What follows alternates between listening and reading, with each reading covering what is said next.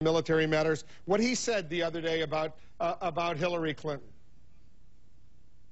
She told General Petraeus last year when he testified that you'd have to suspend disbelief in order to believe that the surge is working. Well, the surge is working. All right, you want to respond to McCain's criticism of Clinton? Yeah. Let me just say this. I measure it factually. For instance, oil production is still about the same as pre-war level.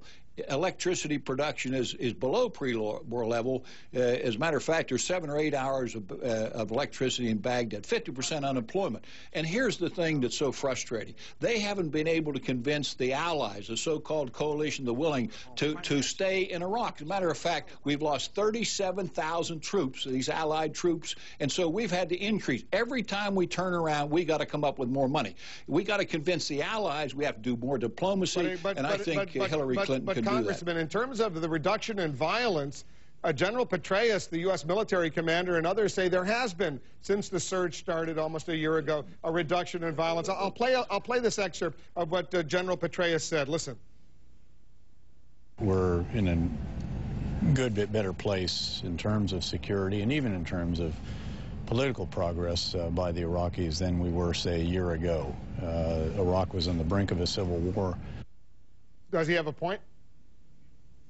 Well, he may have a point, but today he even said there's not enough progress being made in reconciliation. This is something that you can't measure by what they say daily. I said to him when I was there at Thanksgiving, I said, General, you got to realize the burden this is putting on the American public. The cost of this war is killing us. I mean, there's so many things. The bridges. I've got more dilapidated, deficient bridges in western Pennsylvania, probably any place else in the country. I've got an older population where the interest rates go down. They get less income. The people are suffering because of this war. Not only the troops. And listen, there's nobody, as you well know, inspire me more than the troops. But I talked to a young fellow, National Guard guy, just the other day, and we're opening the armory, and he was 20 years old. He'd been deployed twice. I see the families and the tremendous burden on the families. I see the children of the families with the burden on them. You can't deploy people 3 and 4 times. I've seen people that had diabetes deployed overseas,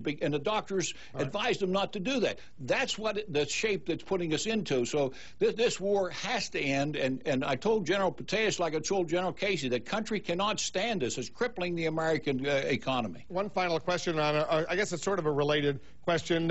Hillary Clinton and Barack Obama and John McCain, for that matter, they voted for legislation the other day that would have put a moratorium on what are called earmarks, the pet projects, if you will. You disagree with her on that, don't you?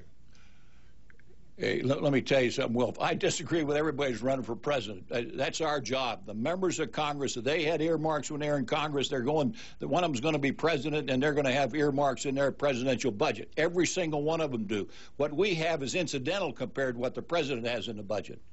Congressman John Murtha, thanks for coming in. Always good talking to you, Wolf. Thank you very much.